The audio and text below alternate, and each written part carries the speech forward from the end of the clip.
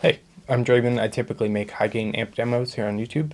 Today we're going to be checking out the Demon Effects 66 pedal. If it isn't obvious, this is a clone of the Fortin 33. Usually with boosts I make a whole demo song and stuff like that, but today what we're going to do instead is see how close it resembles the Fortin 33, whether it's exactly the same, nothing alike, all that. And I think you guys are going to be super surprised by the results that I got. So real quick, we'll dive in and check it out with a tube amp and see how it fares in that comparison, and then we'll dive into Reaper where I ran a few tests to kind of compare the EQs, the volume output, and all that kind of stuff. So we'll see how those compare as well. See if the $50 or less pedal is worth getting over the $233 pedal. So yeah, let's check it out.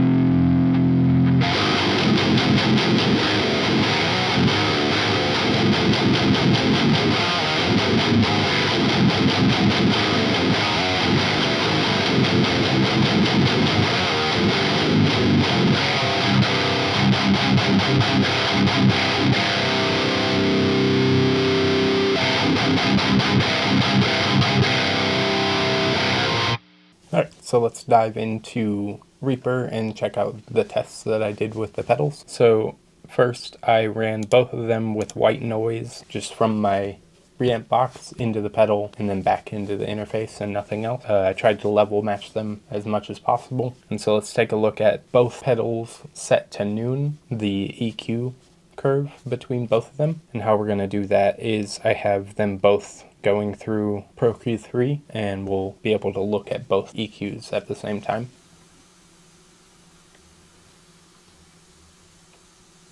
Which they're super close. I mean, the little differences that do pop up I wouldn't say are even notable really. And then here is the difference between them both with the knobs all the way up. Again, almost identical. Alright, so here is the 66 going from 0 to noon, and so we'll see at what point it stops volume-wise. So it looks like it peaks at negative 21.4, and we'll check the 33 doing the same from 0 to noon.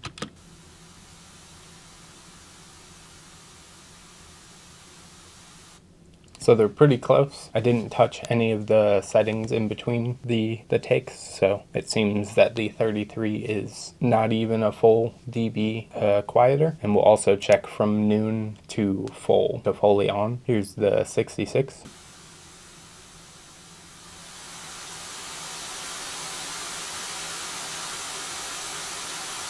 That peaked out at negative 6.6, and here's the 33.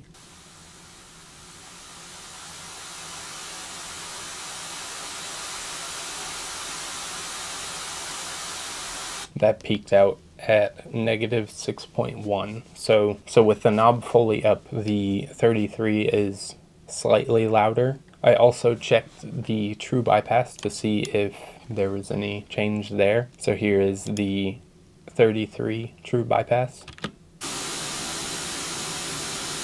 which is peaking at negative 4.8, and then the 66 true bypass, also negative 4.8, so exactly the same. And then I created a null test with a guitar DI that I reamped through each of the pedals. And so with this, in theory, if they are exactly the same, I can flip the phase on one of them and it'll become silent, basically. And if that happens, then the pedals are pretty much identical. I did this test on both with the knob all the way up. So we'll go ahead and play it, and then I'll flip the phase. And if it goes silent, then that means they are practically identical.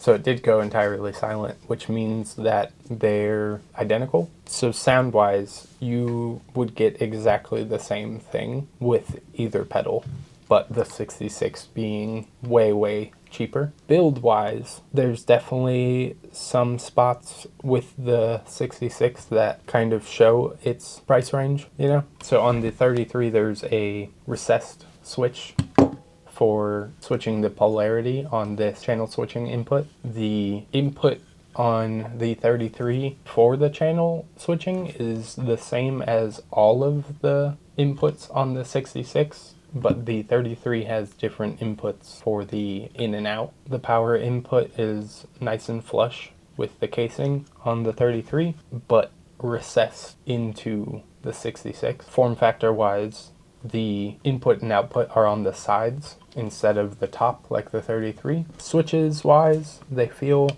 pretty similar. Knobs wise, very similar. The lights are different. So the 33 has a green dome light and the 66 has this like tube kind of looking thing, and it is blue instead of green. Also, the housing for the 66 is slightly larger than the 33.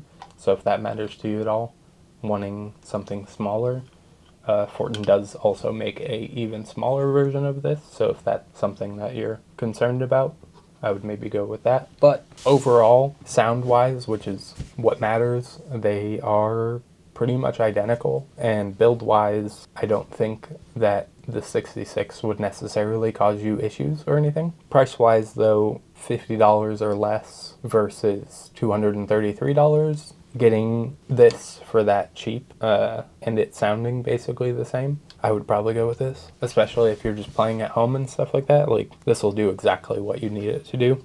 And yeah, that's about it. If you enjoyed this video or if it was helpful at all, make sure to like and subscribe. And as usual, I have a Z-Sounds affiliate link down in the description, which if you pick up something from there, it helps me a ton. And let me know in the comments what you think of the difference between these two, and if you would see yourself going for the cheaper option or the more expensive option. Yeah, hopefully you enjoyed this video, and see you next time.